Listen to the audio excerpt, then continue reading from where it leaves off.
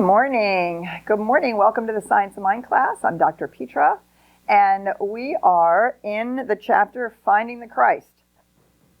We're in the chapter Finding the Christ. We're on page 358, and talking to the folks in the room, I feel like I should just read you one paragraph after another. This material is so rich and so amazing. We remember that we talked about what the mystics knew, right? And then we talked about the subjective life, which is our experience of this sort of field in which we share. And now we're talking about this Christ consciousness, finding the Christ, and how apropos it is for the season that we're in. So we ended up last week with this idea that if the one perfect life flows through us, we couldn't help but healing people. We couldn't help but having the same experience that we read about in the stories about Jesus. And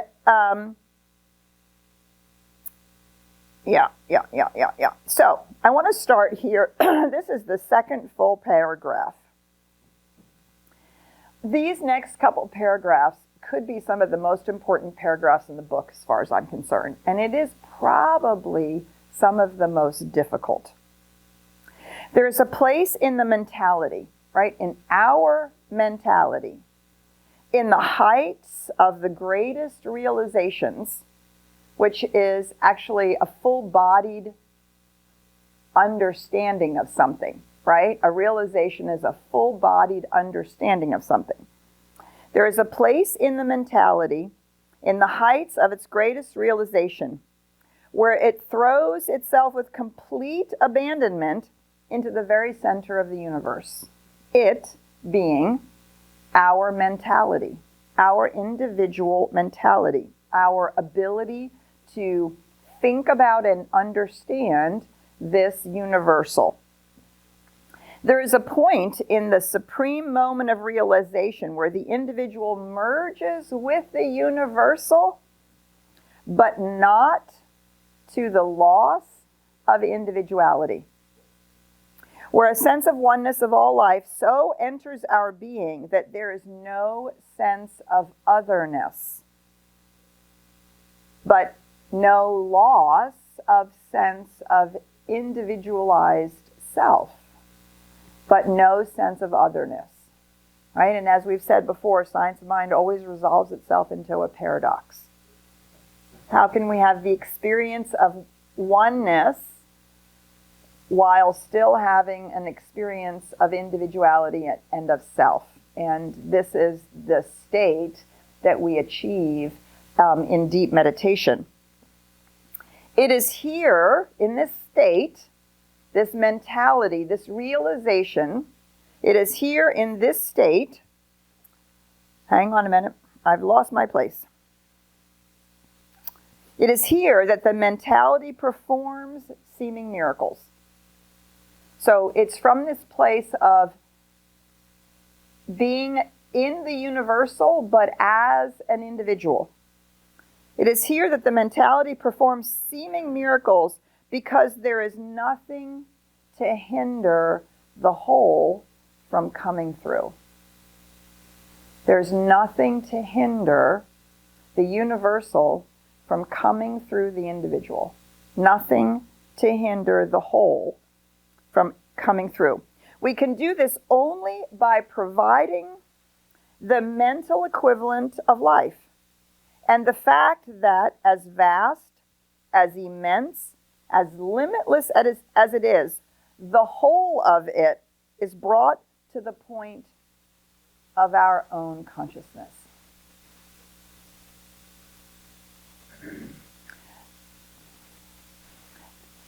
This is probably the most important piece of our spiritual practice and could be the most difficult, because so much of our language that we use expresses a sense of separation that we're trying to overcome, right? I'm going to be one with spirit. I am building my relationship with the divine, right? But the point is, the whole of it is already brought to the point of our own consciousness. It's already as vast and as immense, as limitless as it is. The whole of it is brought to the point of our own consciousness, our own realization, the mentality of our own realization that this is the case. We comprehend the infinite only to the degree that it expresses through us, becoming to us that which we believe it to be. So, daily practice in our meditations the realization of life. Infinite indwelling spirit within me. Almighty God within me. Real substance within me. That which is truth within me. Not, I'm going to open myself up to see what spirit wants for me. You see, that's that sense of separation. Well, I'm just going to see what spirit wants. No, spirit indwelling within me, as me. To find our way to an experience and a realization beyond a sense of separation.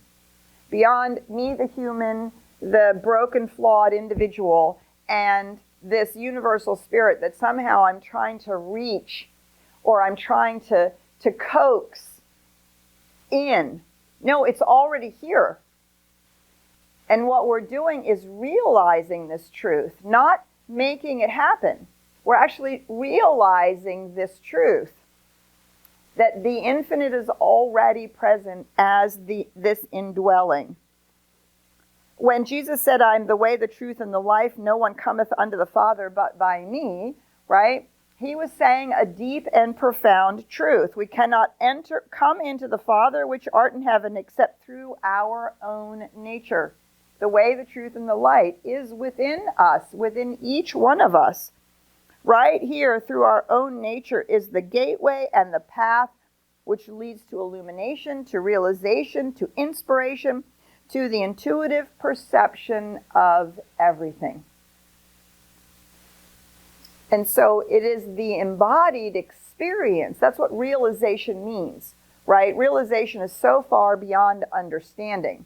When we realize something, like think about it. What's a good example of having a realization? Like we realize, I don't know, think about it when you're growing up and all of a sudden I remember realizing that these hands were mine. Like, have you ever watched little kids and they're like fascinated by their hands? And there's this embodied experience. Oh my God, these are my hands and I can do what I want with them. And right? And so realization is beyond just an intellectual understanding about it. It's a full-orbed, full-bodied embodiment of the reality of a piece of information or the reality of a truth. Right here through our own nature is the gateway and the path which leads to illumination, to realization, to inspiration, to the intuitive perception of everything. The highest faculty in us is intuition, and it comes to a point sometimes where, with no process of reasoning at all, we instantly know. That's what realization means, right? We instantly know at some deep level of our being that this is the truth. And we stop trying to reach for it. We stop trying to make it happen. We simply realize that which we are looking for is already present right where we are. This, as I said, this is one of the most powerful and probably most challenging practices in the science of mind. And I think partly it's because we're so over-psychologized, right? We're so over-psychologized that we're prone to thinking about, right, my flawedness and my woundedness and what happened to me as a child and what my belief systems are and yada, yada, yada, yada, yada. And we become very invested in our humanness, right? We become very invested in that as the truth of our being, when in fact that's the truth of our experience. It's not the truth of our being, right? What's the truth of our being is that we are the universal individualizing itself as us. And there's no gap There's no gap between the individual and the universal. That's our sense of separation. That's our sense, our feeling of limitation. And this realization that there's no bridge to cross could be one of the most mind-bending and life-altering realizations we can have. Because it shifts our understanding of who we are. Completely changes our understanding of who we are. Or what we are. We are the universal, making itself known.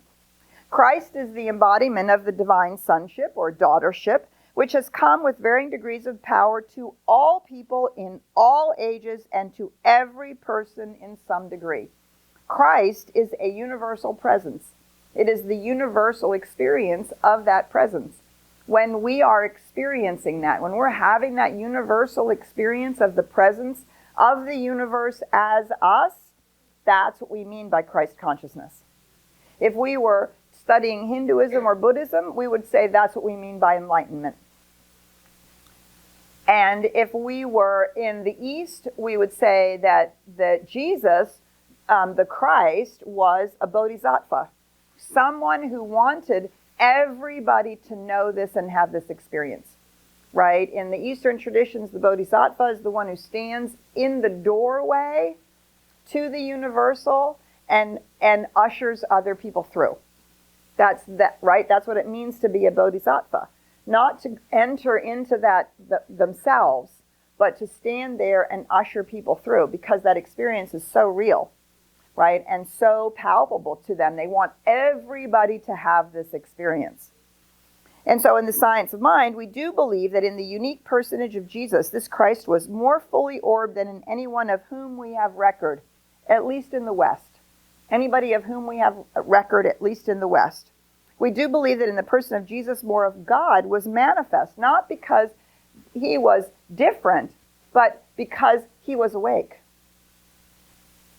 And this realization was somehow full orbed in him. We also believe that Christ comes alike to each and all. There is no one particular man or person predestined to become the Christ. We must understand the Christ is not a person, but a principle. It was impossible for Jesus not to have become the Christ as the human gave way to the divine, as this realization took hold, as the man gave way to God, as the flesh gave way to spirit, as the will of division gave way to the will of unity. Thus, Jesus the man became a living embodiment of the Christ. And because of that, we think of that as we think of that person as an example, as a way shower. This is what it looks like when you have this realization, this mentality, when we've so meditated on the infinite nature, the universal nature, and we've meditated on ourselves as individualized beings of the one. Like, is that just a weird, that's a weird series of words, right? The individualized beings of the one. And the first time, I ever thought about that or heard that, I was like, what? What does that mean? Right? Because it's so different than the way in which we think of ourselves. But this is the leap. This is the shift. This is the shift in consciousness that creates this opening for a realization. Right? So we take words like this and we go away in our meditations. Actually, when Ernest Holmes calls meditation, he calls it a contemplation. Like, contemplate, what would it mean if that were true? How would I feel? How would I describe it? For me, I always look for what are ways that I can imagine that metaphorically, or can I see it in nature somehow? Can I get my hands around it in some way where I begin to make these very cerebral, esoteric words something that I can get a hold of? And so to contemplate being an individualized expression of the universal, not an individual, not separate, but an individualized expression of the universal, like just to go away, just go away for a few months and have that be the focus of your contemplation. That's what we're talking about here. This at the beginning, there is a place in the mentality, in the heights of its greatest realization, where it throws itself with complete abandonment into the very center of the universe. I know, it's great, right? There is a place in the mentality, in our ability to imagine and reason, right? And intuit. Mentality isn't left brain rational thinking. It's our whole mentality. Imagination, reasoning, and intuition. There's a place in the mentality in the heights of its greatest realization, which we said earlier is beyond just an understanding, right? A realization is an experience of it, where it throws itself with complete abandonment into the very center of the universe. There is a point in the supreme moment of realization where the individual merges with the universal, but not to the loss of individuality. Where a sense of the oneness of life so enters our being that there is no sense of otherness. A sense of oneness so enters our being, there's no sense of otherness. And yet, there's still a recognition of this individualized expression as a place where the universal shines through. All right, so we're going to stop there. These are the kinds of things that I would like to say, okay, now let's just sit in silence for 30 minutes, right, and just be with that. But you have to go home and do that on your own. Because we're going to stop here. We're going to have an opportunity to explore this a little bit. And we've lovely for our people in the room and those online. So, Ryan, we're going to turn to you and see what's going on out there. Good morning. Good morning, and good morning to everybody here in the room, and for all of those who are joining us online via Zoom and Facebook. And as always, this is an interactive discussion, so we encourage your participation.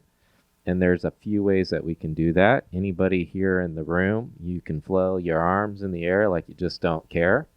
And either me or the iconic Richard will hand you a microphone, and that's so that the people online can hear what you're saying and hear your questions.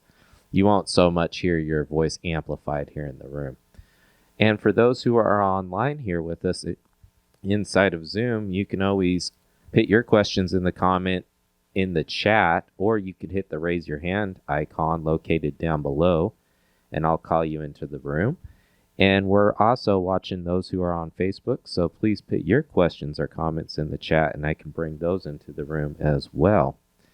So with that being said, I have a question that came in just a little while ago. So this one says, so this discussion makes me think of visioning. I hear you saying that we often unintentionally say we are opening to Spirit's idea, as if that idea is coming from outside ourselves. If or when you do visioning, do you use a different language or just think of it differently? It's an excellent question. This is an excellent question.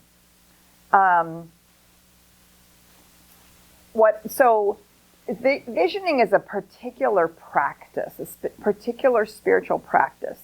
When I made that statement, I was talking more in terms of how people, just in sort of ordinary conversation, in ordinary moments, when talking with people, and often I hear people say, well, I'm just waiting to see what Spirit wants from me, or and it's not in the visioning process. It is actually to me it feels often like a hearkening back to duality. And yet, as we know from our visioning practice, is that there is an impress from the universal. What we also know from our visioning practice, that the impress of the universal comes through the individual. It is individualized by each person who is doing the visioning practice. So it's what Spirit's highest vision is, but as it flows through the person visioning. And so it's actually coming as the impress, the push, the impulse of life. But how it gets particularized is the way in which we as individuals, or individualized experiences of the universal, as how we feel and sense and give shape and form and definition to that impulse. And so we've talked about this idea of the infinite, right? The mystical oneness that we experience. And we are constantly managing the direction. This is, I know these are so hard. It's so hard to talk about without immediately giving spatial. So we're going to try it anyway. Without flipping back and forth between the directionality and the aspect of this infinite that we're engaged with. So when we are in the manifestation process, when we're directing, what we're doing is we're directing the law. And Thomas Troward says we're the personal element and the universe is the impersonal element. It's receiving the impress of our direction, our healing, or our manifestation, or our when we speak our word, and the universe, the law, is taking that as the direction. We can reverse that. We can reverse that and allow the universe to be the personal element, which is feeling the impress of spirit and of life, and us being sort of the impersonal receiver of that, and yet it still comes in through our individualization. and it takes on a specific shape, form, right? Which is why when 6 people vision, one person gets words, one person gets colors, one person gets shapes, one person gets, right? Because it's flowing through our individualization. And so we think of it as a continuum. The universal and the individual, we think of as a continuum. So we can either, the energy can either be moving from the individual to the universal, which is when we're using the law, or we can feel into the way the universal is moving into the individual, is moving as the individual into creation, and sense into that. And what we're doing is we're simply, I can't. Well, I mean, so it's choosing hot or cold on the water faucet, right? You want cold water, you turn it this way. You want hot water, you turn it that way.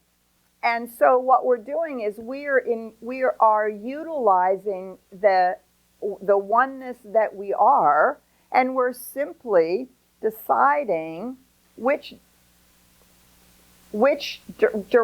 direction that flow is going. Is it going from the individual to the universal, or from the universal to the individual?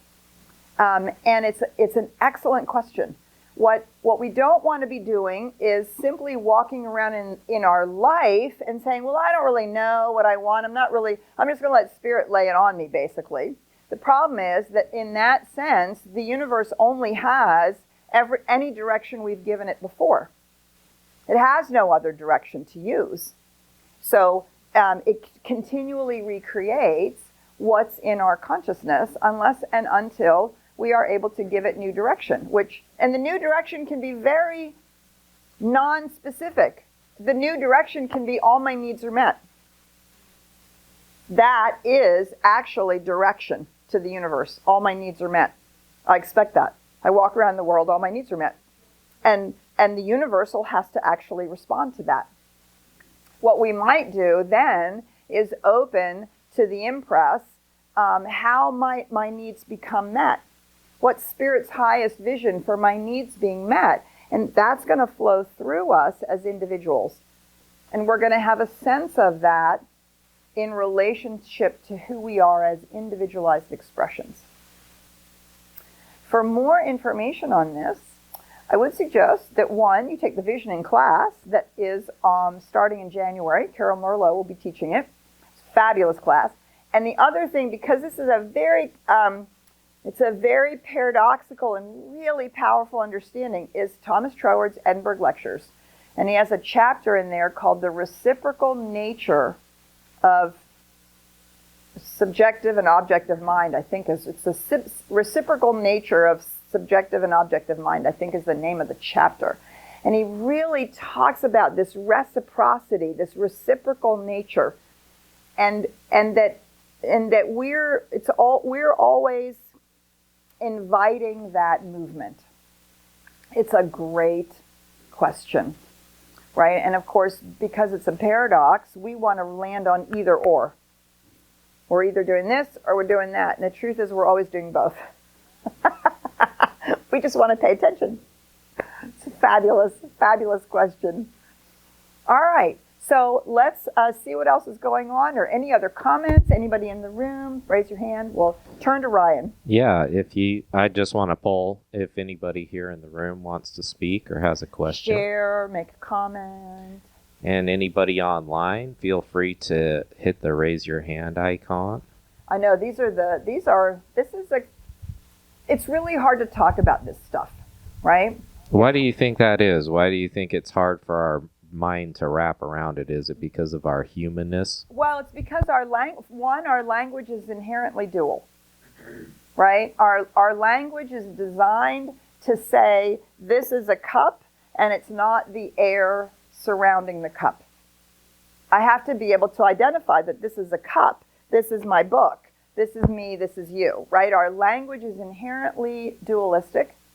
Then we're using a mental construct. We call it the ego. We like to make the ego bad and wrong.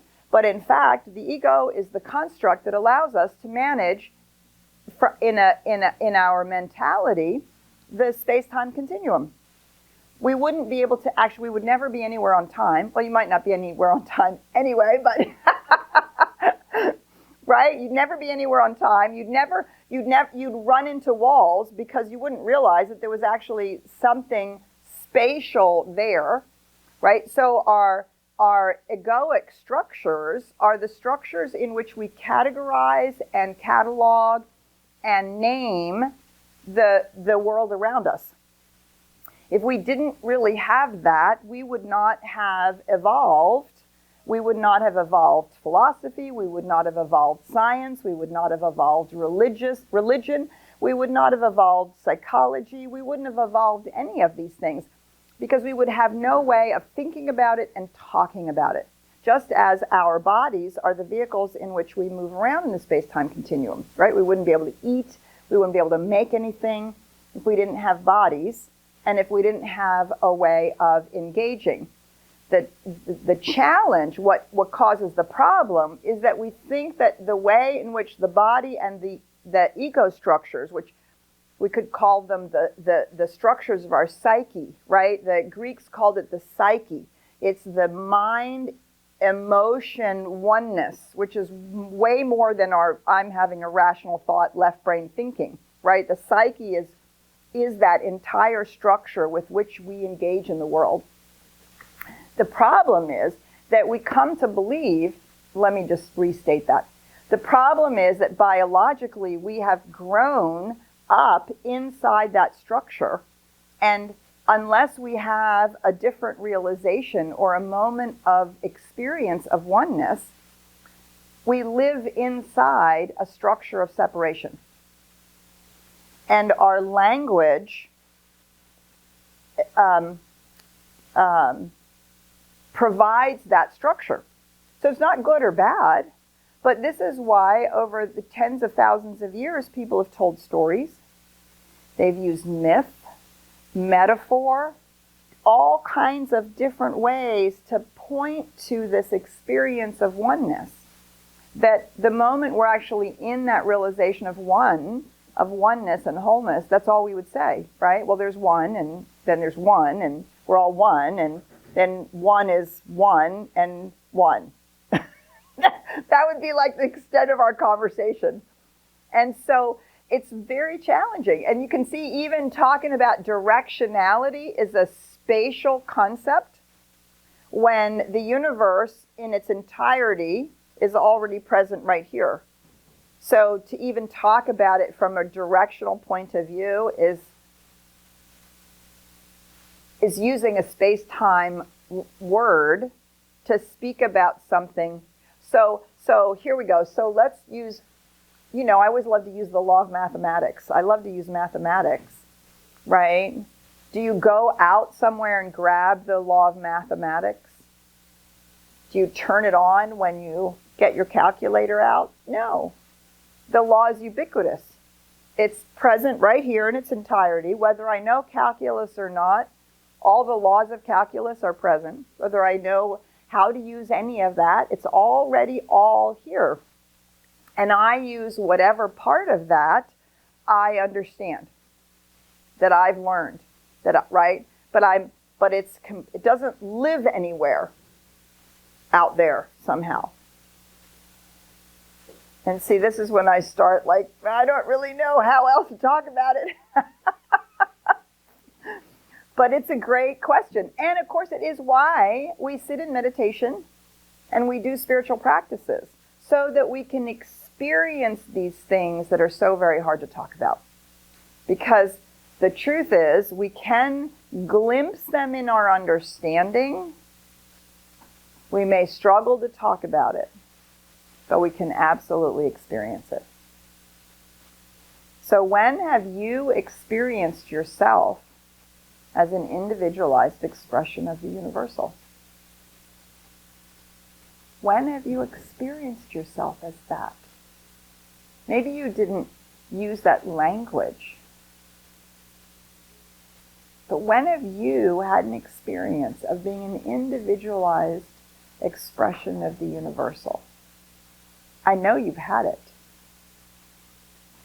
So just inviting you to reflect on it for a minute. Go ahead, Ryan. Yes. So it looks like a couple hands want to share here. So the first one. I think we also have a hand here. So no. Okay. Okay. Great. Oh, it's just a hello. Go ahead, Ryan. Just a wave hello. All right. So Connie, I'm gonna have you come into the room. Do you want to go ahead and unmute yourself? Good morning, Connie. Good morning, Reverend Peter. Good morning, everyone. Oh, each time it's just absolutely amazing. Thank you. The two places, I have two main places where I experience,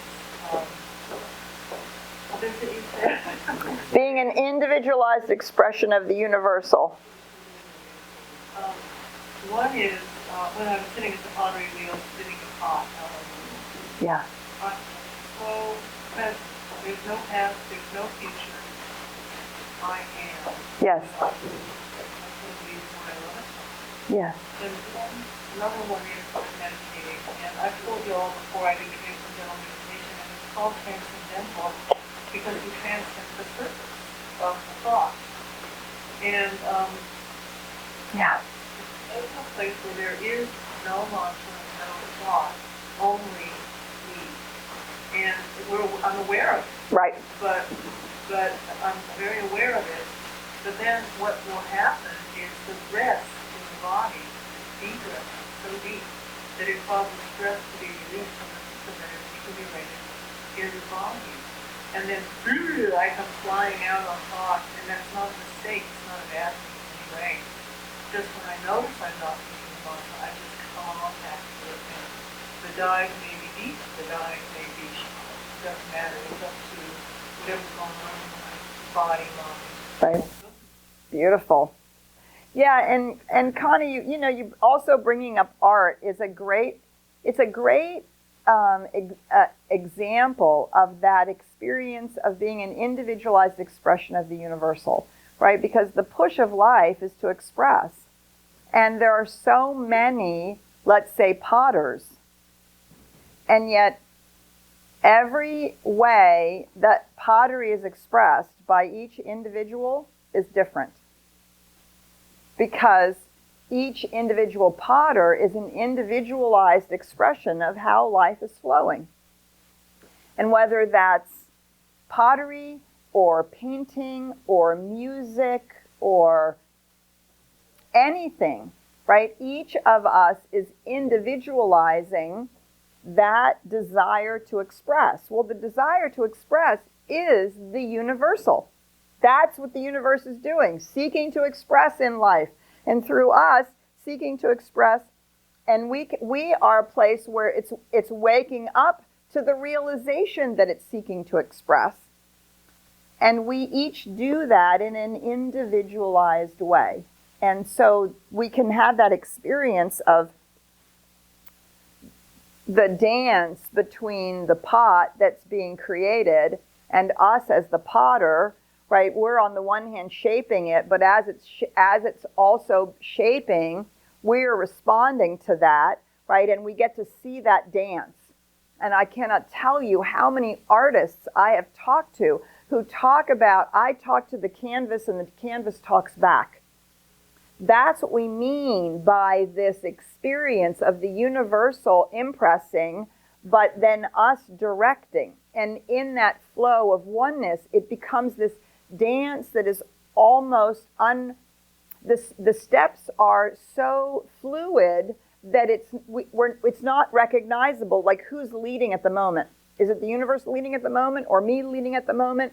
And that's that place of flow, when we're really in the place of flow and in that place of oneness. And if we could imagine that we're doing that in our lives, not just with a piece of art. I don't know why our life feels different, harder, more separate. I'm not sure all the reasons why that is, but if we were in that realization in our own lives, that we were in that dance with the universe all the time, we would do miracles.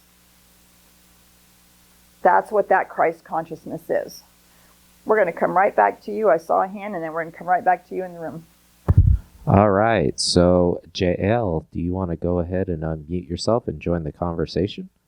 Good morning, JL. Hey, good morning. I wish I could be there. We wish you were here too. Okay, I thought I was in the wrong direction, so I put my hand down a couple of times trying to but I think the time I've experienced myself like that was during childbearing. Yes. Because I pay so much attention to my body. Yes. Actually, to everything. Yes. When I'm bearing a child. And so I remember sitting in meditation, because I would always sit, because I wanted to every move, every little corner.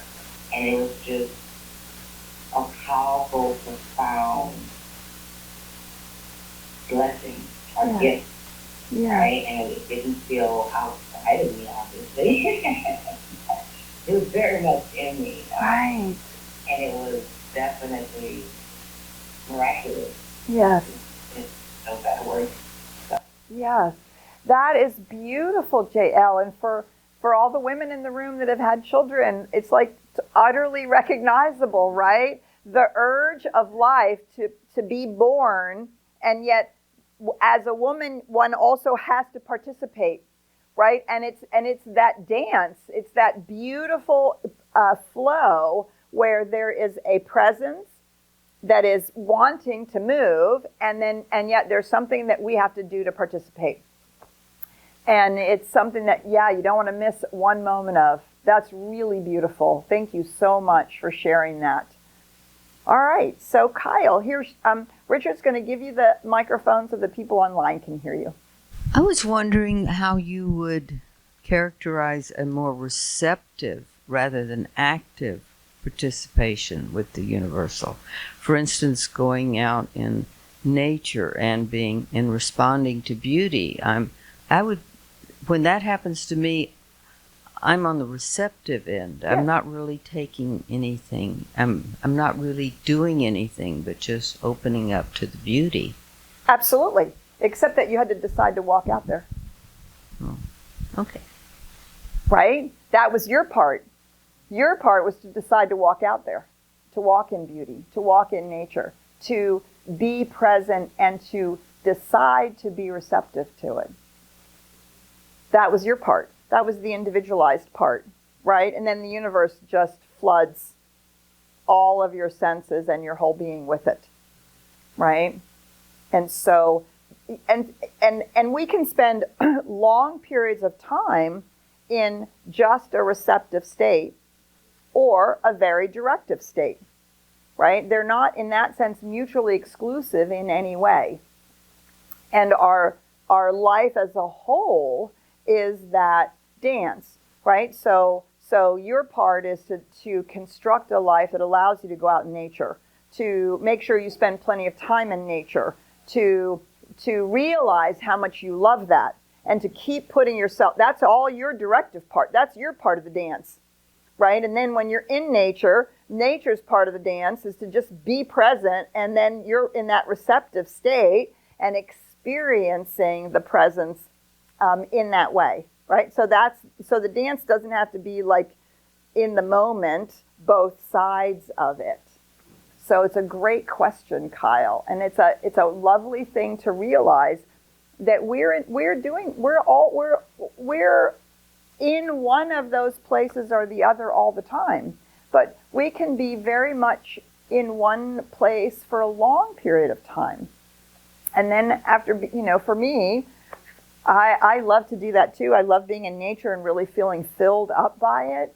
And then I come to CSLDallas and I feel as though I'm like now giving that all back, right? All of that I've been filled up with, I'm now using that as the creative act. And I'm creating things here, programs, projects, working with people, all of that becomes the way that universal is now being individualized by me. And I have long come to the realization that my art is community and organization, right? And teaching, that's my art. And the teaching of spirituality. And so then I'm in the creating mode, right? And so we could, instead of maybe using directive, if we don't like that word, we can also use the idea of the creating mode. I'm in the mode of creating my life, right? We're in the mode of creating our life so that we can be in those places where we can then experience and receive the impress, the beauty, the joy of life, like in nature or with grandchildren, or the different ways and places in which we are then open to that impress and to that experience. Which is why so many people love to be out in nature, right? Because it is one of those places where we can just allow life to show itself to us and to fill us up with its presence and beauty. And it doesn't actually require anything from us. I mean, it was in nature where I had my deepest experience of just being. Like the trees, they just be. They don't care whether we're there or not. The flower does not need us to notice it for it to do its flower thing. It's just being. And then there we are, we're soaking it in. We're getting to experience it. Yeah. All right, so I'm going to invite you to keep working with this material. Keep reading this material and read some of these paragraphs over and over again. They're just extraordinary. And remember that in the idea of the Christ consciousness, in the West we would call it the Christ consciousness, in the East we would call it enlightenment. It is that state of being aware that we're walking around as oneness, in oneness, and that we're a place where that oneness is actually being individualized, right? Which is actually having an individual experience. So Kyle, when you go in nature, right, Connie might go to the pottery wheel and have the same experience. And so Kyle's individualizing it by being in nature. Connie's individualizing it by being at the pottery wheel. I'm right now individualizing it by hanging out with my granddaughter, right? Those are the ways in which we're coming to the experience of oneness but each one of us in an individualized way. So continue to read. It's really profound exploration. If you're not going to join us, we'd love to see you at 10:30 at our celebration. If for some reason you're not able to join us, please remember that we do have a labyrinth on winter solstice, in person 7 o'clock, and a both in person and live streamed Christmas Eve service at 6 p.m. on Christmas Eve. Fabulous, beautiful, lovely opportunities for this experience, this realization of who and what we really are. All right, so we'll see you soon wherever we see you. Bye for now.